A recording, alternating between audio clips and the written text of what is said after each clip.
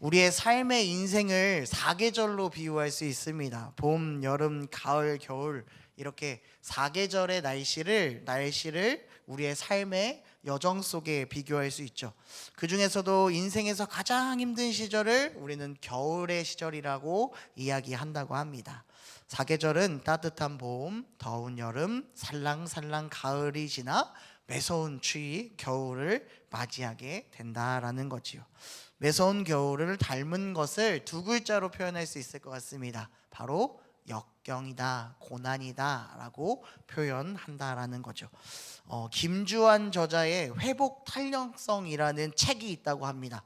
그 책에 보면 이 역경을 이겨낸 인물들을 소개하고 있는데요.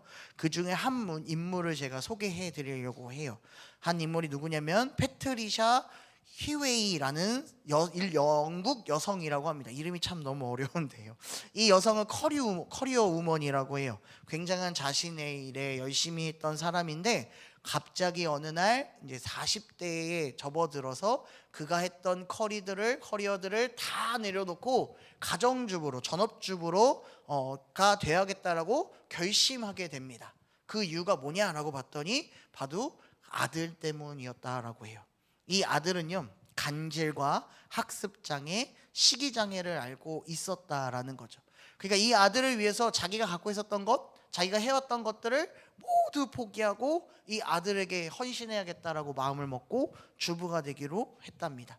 열심히 음식을 만들어서 먹이면요, 그 먹자마자 바로 그 친구는 설사를 하고 알레르기 반응을 보이고 간질, 발작까지 일으키며 늘 그 밤에 아들을 끌어안고 눈물을 흘리는 날이 하루 이틀이 아니었다라고 해요.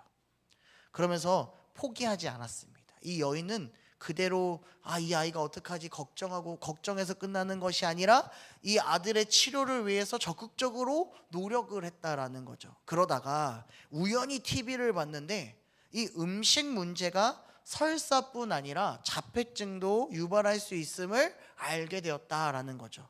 그래서 그때부터 이 여인은 아이에게 글루텐이 포함된 밀가루를 들어가지 않는, 그러니까 밀가루 음식을 하나도 안 먹이면서 자기가 최대한 맞춰서 이 아이의 그 건강에 맞춰서 음식을 먹였다고 합니다.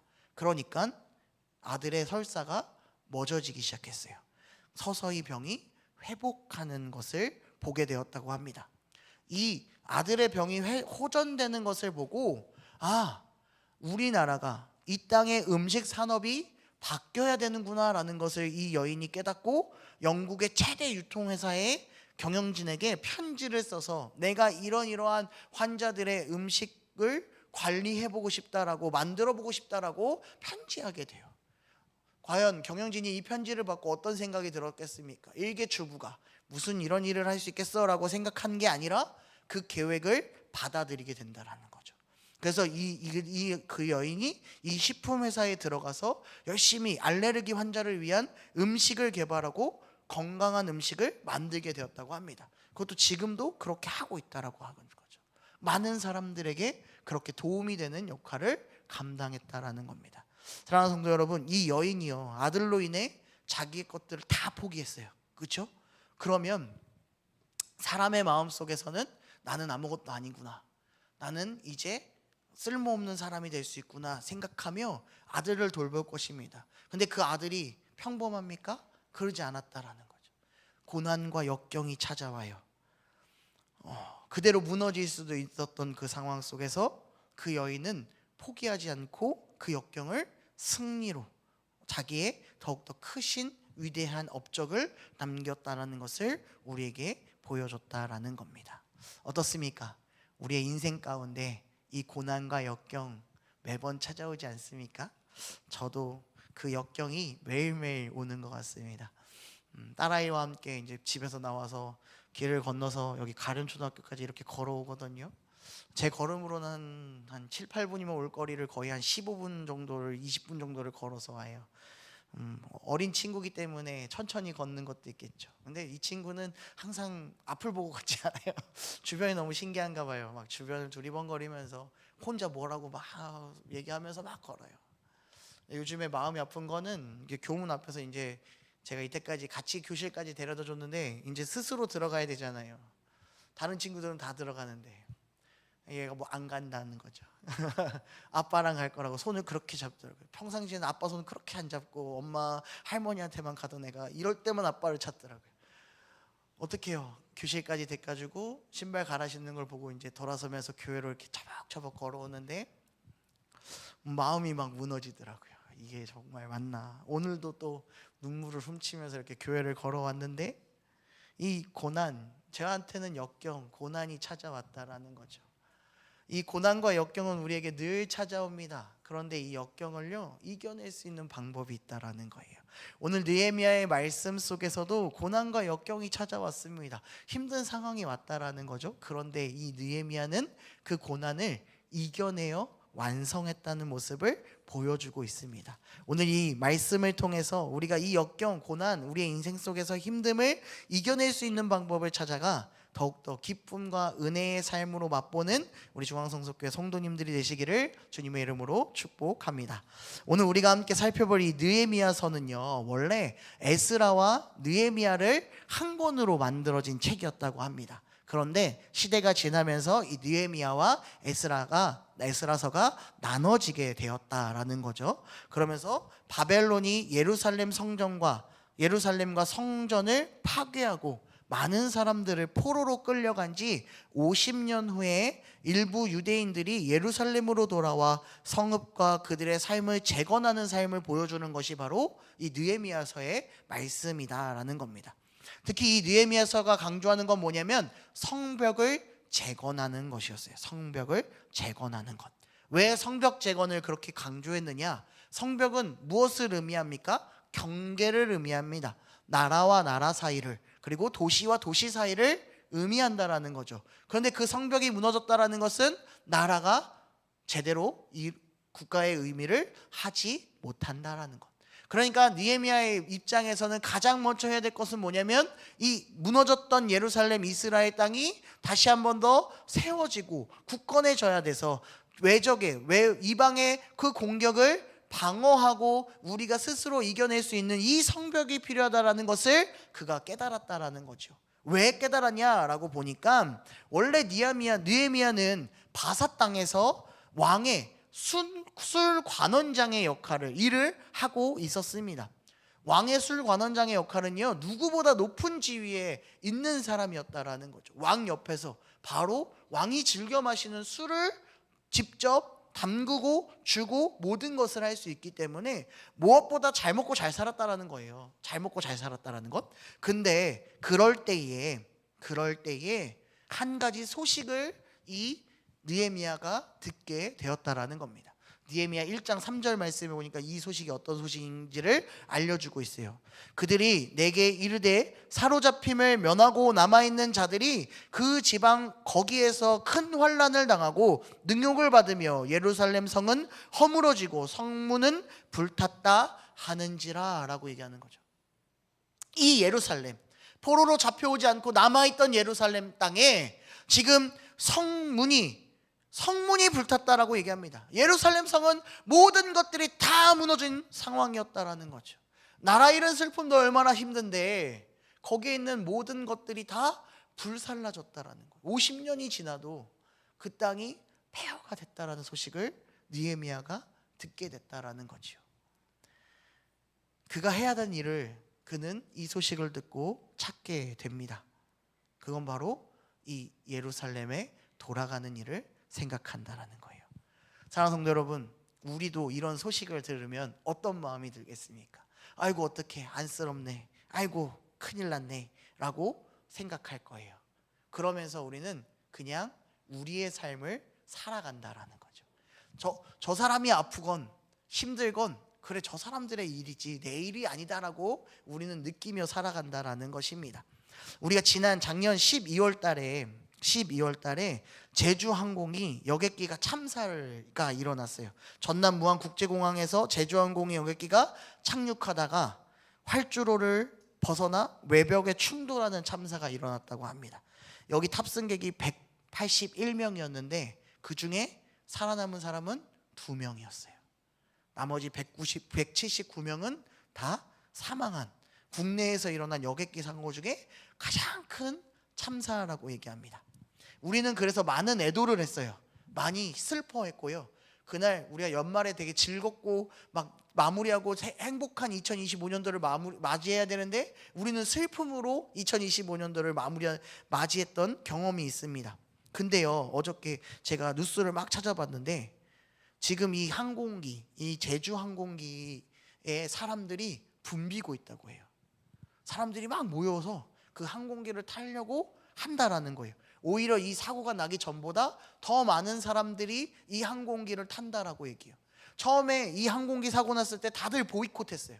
이 안전도 없는 이 항공기, 불안한 이 항공 어떻게 타라고 얘기하거든요. 그런데 이 항공 어떤 항공사보다 조금 저렴합니다. 가격이 저렴하죠.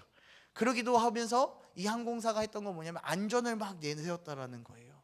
그러니까 사람들 마음이 어떻습니까? 슬픔은 이미 없어졌다라는 거죠. 나만 안 불편하면 되니까. 내가 좀 싸게 여행 가면 나는 즐겁고 행복하다라는 거죠. 느헤미야도 그랬을 겁니다. 느헤미야도 지금 내가 술 맡은 관원장으로서 그냥 그 자리에서 내 일을 잘하면 잘 먹고 잘 살 수 있었어요. 나만 잘 먹고 잘 살면 되지. 왜 내 민족이 조금 슬퍼도 아파도 그거는 그들 일이잖아요. 그렇게 생각 안 할 수도 있었다라는 거죠. 그런데 느헤미야는 그것을 그대로 읽지 않았다라는 겁니다. 그래서 느헤미야 1장 4절에 보면 느헤미야가 이렇게 행동해요. 우리 함께 읽어보겠습니다. 시작. 내가 이 말을 듣고 앉아서 울고 수일 동안 슬퍼하며 하늘의 하나님 앞에 금식하며 기도하여 라고 했습니다. 이 자기의 일이 아니었어요. 자기 일은 아니지만 내 동포, 내 민족, 내 아픔을, 그들의 아픔을 그대로 보고 있지 않았다라는 거예요. 슬퍼했다라는 거예요. 함께 동강하고 함께 하기를 원했다라는 거예요. 우리에게 오늘 그 슬퍼하는 마음이 필요합니다. 오늘 우리가 역경, 고난을 이길 힘은 먼저 슬퍼하는 마음을 가졌을 때 이겨낼 수 있다라는 거예요. 나뿐만 아니라 이제는 주변을 먼저 살피셔야 된다라는 겁니다. 나는 이미 많은 것들을 받았어요. 우리는요 이미 많은 걸 받았어요. 근데 아파요. 힘들어요. 우리께 너무 더 아픈 것 같이 보여요. 근데 우리는 이미 이겨낼 힘이 우리 안에 있어요. 무엇입니까? 예수 그리스도 아닙니까? 주님이 먼저 우리에게 찾아와 주셨고 우리를 선택해 주셔서 하나님의 자녀로 만들어 주셨어요. 그래서 우리의 고난과 역경이 찾아왔을 때 이겨낼 힘을 주셨다고요. 제가 우리 딸 때문에 저는 매일같이 운다고 했지만 그래서 제가 할 수 있는 일은 뭐냐면 하나님을 붙잡고 기도하는 일밖에 없었다고요. 지금도 그래서 기도해요. 하나님 제발 우리 딸 좀 붙잡아 달라고. 제발 하나님 우리 딸이 다른 친구와 동일하게 수업도 열심히 듣고 열심히 친구도 사귀고 혼자서 등교할 수 있게 해달라고 막 열심히 기도하면서 이렇게 와요.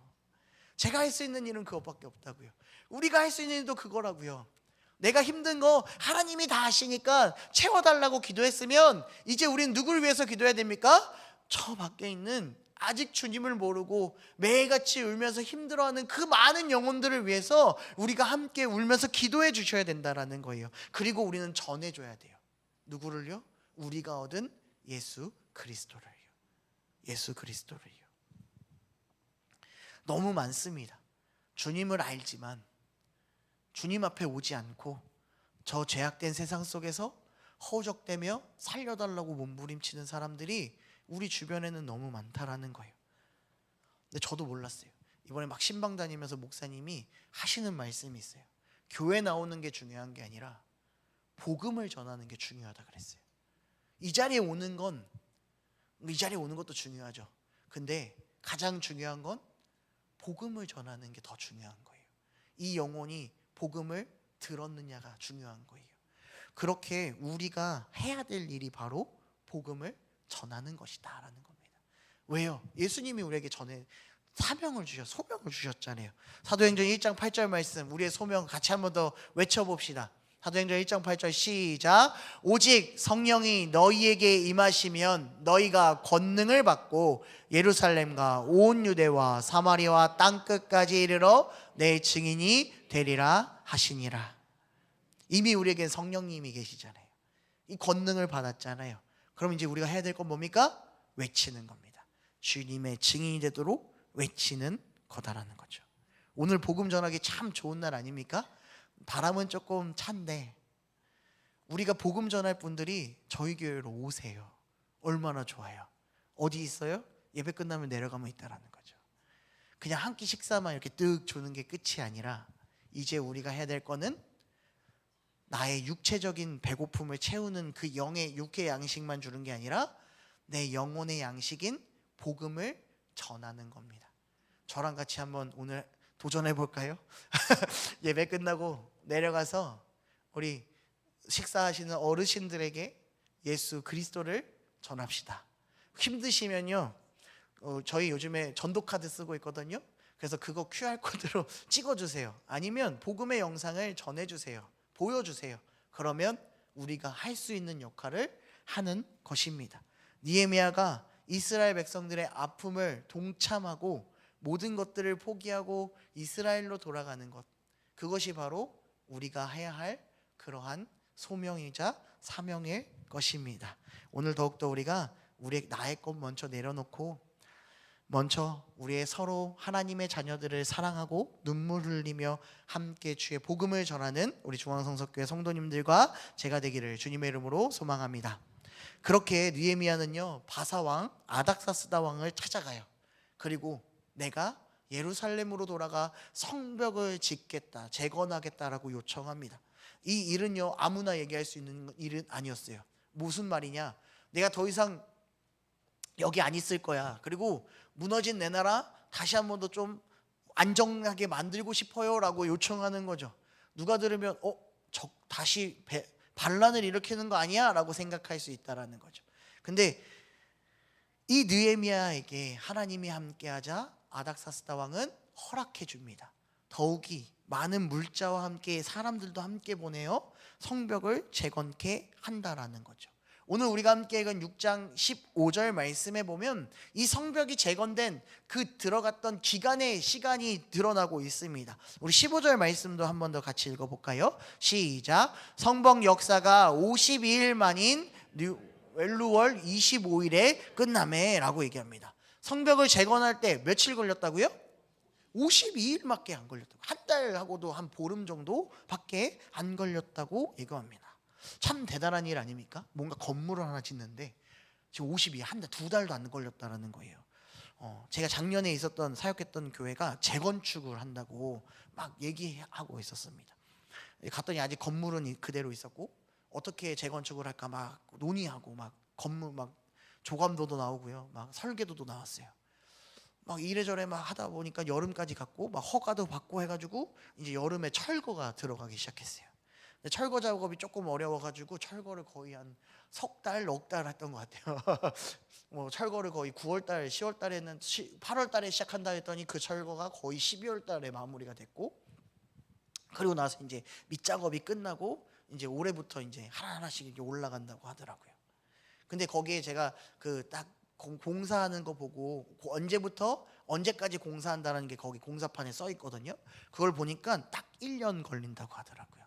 건물을 하나 짓는데 1년이 걸린대요. 그렇게 뭐 큰 저희 교회보다 조금 작게 짓지만 그 건물을 짓는데 1년이 걸린다고 하더라고요. 이만큼 큰 시간이 걸린다는 거죠. 건물을 하나 짓는 건 큰 시간이 걸리는 거예요. 그것도 여기 이 건물에만 집중해서 짓는 데만 해도 이만큼 시간이 걸린다라는 겁니다. 그런데 이스라엘 백성들 정말 이 성벽만 짓는 것에 온 힘을 다할 수 있었을까요? 아니었다라는 거예요. 이 이스라엘 백성들이 성벽을 재건하는 일이 정말로 어려웠어요. 고난과 역경 그 끝을 바라가는 거죠. 뭐가 있었냐면 방해꾼들이 있었다라는 거예요. 방해꾼, 그 이름은 뭐냐면 산발락과 도비아였어요. 산발락과 도비아, 참 이름만 들어도 참 억척 같고 되게 막 괴롭힐 것 같은 이름이지 않습니까? 이 이름을 가진 사람들이 이 느헤미야와 이스라엘 백성들을 괴롭히기 시작해요. 왜? 성벽을 짓는, 재건하는 것을 마음에 들지 않았기 때문에 그래요. 이 산발랏은요, 페르시아 제국이 임명한 사마리아 통치자이자 지방 장관이었어요. 그리고 도비아는 암몬 족속으로 페르시아 제국으로부터 권력을 위임받아 암몬 혹은 더 나아가는 유대인 후예들을 관장하는 자였다라는 거죠. 그러니까 지금 어떤 사람이냐면 이 예루살렘의 모든 것을 관장하는 직책을 가진 관료였다라는 거예요. 근데 성벽이 지어지고 느헤미야가 예루살렘에 관리로 오니까 내가 할 수 있는 것, 내가 더 이득을 볼 수 있는 것들이 없어지는 거예요. 그러니까 이들이 뭐 합니까? 괴롭히기 시작하는 거예요. 괴롭히기 시작하는 거예요. 내가 통치하고 내 마음대로 해야 되는데 지금 그것을 막아버리는 거예요. 느헤미야라는 어떤 갑자기 나타난 사람이 얼마나 기분이 나쁘겠습니까? 얼마나 꼴불건이겠습니까? 그러니까 괴롭히는 거예요. 괴롭히는 것. 다가가서 내가 너희를 죽일 거야, 내가 너희랑 전쟁 벌일 거야, 이런 소문을 내고 막 밤에 가서 이렇게 괴롭히기도 하고 성 재건했던 곳을 막 이렇게 부셔버리기도 하고 이렇게 만드는 겁니다. 힘들게 힘겹게 만들어 놨더니 무너지면 얼마나 허무하고 힘듭니까? 여러분도 혹시 도미노 쌓아 보셨어요? 도미노 이렇게 도미노를 열심히 하면 너무 좋죠. 그래서 완성돼서 마지막에 딱 처음 출발점을 딱 치면 멋있게 쓰러지고 모양도 나오면 너무 좋잖아요. 근데 중간에 한 번은 막 하다가 중간에 잘못 건드려서 그게 다 쓰러져 봐요. 얼마나 속상해요. 얼마나 억울하고. 근데 또 우리는 이거를 쌓아야 돼. 근데 하다가 또 실패하면 너무 화가 나서 집어 던지고 싶죠. 그러지 않겠습니까? 그런 상황이 이스라엘 백성들에게도 찾아왔다라는 거예요. 매일 분노가 오고 매일 화가 나는데, 그럴 때 느헤미야가 했던 거는 그의 사명을 붙잡는 것. 그가 하나님께 기도하고 하나님의 말씀대로 행동했다라는 것이죠. 하나님이 도와주실 것임을 끝까지 믿은 거예요. 그러면서 어떻게 했냐면 한 손으로는 재건을, 한 손에는 칼을 차고 이스라엘 백성들이 성벽을 재건하기 시작합니다. 아무리 괴롭히고 아무리 해도 이 도비아와 산벨랏의 마음은 점점 분노했어요. 그래서 끝까지 괴롭히고 하다못해 이간질 시켜서 느헤미야를 쫓아내려고까지도 했어요. 근데 느헤미야가 누구를 붙잡고 있습니까? 여호와 하나님을 붙잡았다. 아닥사스다 왕을 붙잡는 것도 아니고 세상을 추구하는 그런 것들을 잡아버리는 것도 아니고 누구만 의지했다고요? 여호와 하나님을 의지했다고요. 그러니까 여호와 하나님께서 모든 것들을 도와주시면서 성벽이 52일 동안 지어질 수 있다라는 거예요. 이게 바로 하나님의 은혜라는 겁니다. 하나님의 은혜가 이 이스라엘 백성에게 임하고 있음을 하나님이 보여주시는 겁니다. 오늘 우리의 삶에도 동일합니다. 역경이 올 수 있어요. 고난이 오고 우리를 무너뜨리게 만듭니다. 열심히 믿음의 성벽을 쌓고 있지만 그 믿음의 성벽을 무너뜨리는 악한 영들이 늘 우리를 공격합니다. 그래도 우리가 해야 될 것은 무엇입니까? 믿음의 성벽을 다시 쌓는 일입니다. 그 믿음의 성벽을 포기하는 순간 하나님의 은혜는 우리에게 임하지 않는다라는 겁니다. 포기하지 마십시오. 주님은 우리와 함께 하십니다. 포기하지 마십시오. 주님은 우리에게 더욱더 성벽을 쌓아갈 힘을 우리에게 주신다라는 겁니다. 왜 성벽이 중요합니까? 아까 시작할 때 성벽이 어떤 의미라고요? 국가와 국가의, 그리고 나라와 나라 간의 간격, 그 근간을 만들어준다고 했잖아요. 그럼 우리에게도 성벽이 필요한 건 뭡니까? 하나님의 나라의 마음과 저 세상의 마음에 성벽을 쌓아도 믿음의 나라가 우리 안에 성장하도록 성벽이 필요한 겁니다. 믿음의 성벽이 필요한 거예요. 근데 우리는 그 믿음의 성벽을 너무나도 소홀하게 여기고 자꾸 틈새를 만들어준다라는 거죠. 그러니 어떻게 돼요? 무너지는 거예요. 쓰러지고 늘 아파하고 힘들어요. 그러면서 주님 앞에 나와서 늘 얘기하죠. 주님 너무 힘들어요. 왜 또 나에게 이러한 힘을, 왜 또 나에게 이렇게 어려움을 주십니까? 여기에서 우리는 한 가지 더 업그레이드된 믿음이 필요해요. 그럼에도 불구하고 주님, 이 믿음의 성벽을 완성시켜 주시옵소서. 내 것 다 내려놓겠습니다. 아직도 못 놓는 내 것 정말 내려놓사오니 주여, 내 정말 쌓고 싶은 이 믿음의 성벽을 더욱더 굳건하게 만들어 주시옵소서라는 믿음의 고백이 저와 우리 성도님들에게 필요하다라는 겁니다. 오늘 그 고백 속에서 우리의 믿음의 성벽이 완성될 줄로 믿습니다. 하나님이 지켜주실 것입니다. 하나님이 새 힘을 주실 것입니다. 그런데 우리가 못할 일이 없지 않겠습니까? 우리는 할 수 있습니다. 이스라엘 백성도 해냈지 않습니까? 그러니까 우리도 할 수 있습니다. 하나님은 분명히 자신이 정한 것을 분명하게 계획한 것을 이루어 주신 분임을 깨닫고 나아갑시다. 절대 우리의 힘으로 하면 불가능합니다. 그런데 하나님을 기대하고 하나님의 하심의 그 은혜를 구하며 나아가면 하나님이 이루어 가심을 우리는 늘 경험하게 될 것입니다. 우리의 인생도 그러지 않습니까? 지금까지 열심히 믿음의 삶의 경주를 했을 때 뒤를 돌아보십시오. 하나님의 은혜 없이는 여기까지 오지도 못했지 않았습니까? 하나님의 은혜가 우리에게 이미 있다라는 거예요.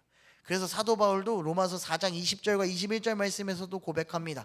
믿음이 없어 하나님의 약속을 의심하지 않고 믿음으로 견고하여져서 하나님께 영광을 돌리며 약속하신 그것을 또한 능히 이루실 줄을 확신하였으니 라고 고백하고 있는 거지요.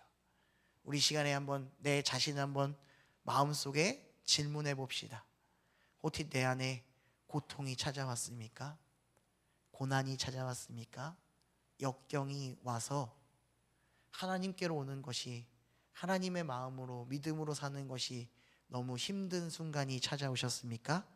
그렇다면 주님을 포기하는 것이 아니라 더욱더 주님을 붙잡고 주님께 기도하십시오. 그리고 주님을 바라보십시오. 그러면 주님이 우리에게 모든 것들을 채워 주실 것입니다. 오늘 말씀 16절 말씀에도 보면 주변의 사람들이 성벽이 재건된 모습을 보고 두려워했다고 얘기합니다. 근데 그 두려운 대상이 이스라엘 백성들이 아니었어요. 말씀에 보면 누구를 두려워했다고 했습니까? 여호와 하나님을 두려워했다고 얘기합니다. 하나님께서 이 역사를 이루시는 것을 알았고 두려워했고 낙심했다라는 거예요. 하나님의 나라가 비록 그들의 범죄함으로 인해 멸망당하고 무너졌지만 하나님이 다시 회복하실 그 하나님을 주변 국가의 이방인들에게 보여줘서 다시 한 번 더 그들을 공격하지 못하게, 그들의 두려움이 대상이 아니라 여호와 하나님이 두려움 대상이 주변 영혼들에게 보여줬다라는 겁니다. 그래서 오늘 우리는 믿음의 성벽을 재건하셔야 된다라는 겁니다. 우리가 능히 이겨낼 수 있습니다. 더욱더 담대해지십시오. 우리 시편 27편 1절과 2절 말씀 우리가 함께 고백합시다. 우리 같이 한번 읽어보겠습니다. 시편 27편 1절과 2절 말씀입니다. 여호와는 나의 빛이요 나의 구원이시니 내가 누구를 두려워하리요. 여호와는 내 생명의 능력이시니 내가 누구를 무서워하리요. 악인들이 내 살을 먹으려고 내게로 왔으나 나의 대적들 나의 원수들인 그들을 실족하여 넘어졌도다. 아멘. 다윗이 고백한 시입니다. 다윗, 하나님 앞에 늘 앞에 섰던 그 다윗의 인생은 늘 역경과 고난과 수모뿐이었어요. 늘 전쟁이 끊이지 않았고요. 또 도망가는 그 신세 속에 다윗이 지금 고백하고 있습니다. 여호와는 나의 빛입니다. 나의 구원이십니다. 내가 누구를 두려워합니까? 여호와 하나님이 계신데 내가 누구를 무서워하겠습니까? 라고 고백합니다. 오늘 이 다윗의 고백이 우리 삶의 고백이 되시기를 소망합니다. 우리가 누구를 두려워해야 합니까? 우리가 누구를 무서워해야 합니까? 여호와 하나님밖에 없습니다. 그 여호와 하나님이 우리와 함께 하십니다. 세상을 두려워하지 마십시오. 세상 속에 무너지지 마십시오. 하나님이 그들을 다 막아주실 것입니다. 우리를 무너뜨리고 우리를 실패하게끔 만드는 그 대적들은 여호와 하나님이 무너뜨려 주실 줄로 믿습니다. 그 사실을 믿고 더욱더 고백하며 주님께로 나아가는 우리 영혼이 되기를 소망합니다. 오늘 느헤미야 6장의 말씀 속에서 성벽이 다시 한 번 더 재건되는 모습이 우리에게 나타납니다. 무너지면 아프지요. 잘 안 되면 힘들죠. 그런데 그 상황 속에서도 계획하시고 역사하시는 여호와 하나님을 바라보시기를 소망합니다. 그리고 우리가 나의 역경도 고백하지만 지금 힘들어하고 주님 없이 사는 너무나도 연약하고 불쌍한 그 영혼들에게 이제 주의 이름을 전할 때가 되었습니다. 오늘 우리가 하기를 소망합니다. 그래서 오늘 우리 복음 이거잖아요. 우리 표어잖아요. 복음 예수 그리스도를 외치다. 오늘도 우리가 예수 그리스도를 외침으로 그 영혼을 사랑하는 그들의 그 영혼을 품는 우리 성도님들이 되기를 소망합니다. 그리고 더욱더 하나님을 바라보고 믿음의 성벽을 재건하여 어떠한 상황 속에서도 주님 앞에 나아가는, 주님과 함께 했을 때 그럼에도 완성되는 그 기쁨을 누리시는, 은혜를 누리시는 저와 우리 성도님들이 되시기를 주님의 이름으로 축복합니다. 우리 함께 기도하겠습니다. 사랑의 하나님 아버지, 오늘도 이 아침의 시간을 깨워주시고 주님의 성전으로 나와 예배드리게 해주심에 감사합니다. 늘 우리의 삶에는 기쁨만 있지 않았습니다. 어려움도 찾아오고요, 정말 헤어나올 수 없는 슬픔도 우리에게 올 때도 있습니다. 주님, 그럴 때에 더욱더 주님을 바라보기를 소망합니다. 먼저 계획하시고 먼저 행하시는 그 주님을 바라보며 나의 믿음의 성벽을 재건하게 하여 주시옵소서. 그 믿음의 성벽이 재건하여 나의 모습을 통하여 악한 영들이 두려워하고 떨 수 있도록 아버지요, 내가 주님만을 바라보고 살 수 있도록 도와주시옵소서. 더욱이 우리가 해야 될 일이 있습니다. 내 믿음이 재건되고 우리가 많은 영혼들을 살리기를 소망합니다. 주여, 이제 그 슬퍼하고 주님을 모르는 영혼들에게 하나님의 말씀을, 주의 복음을 전하는 참된 우리의 영혼들, 권속들 될 수 있도록 도와주시옵소서. 감사합니다. 예수님의 이름으로 기도드립니다. 아멘.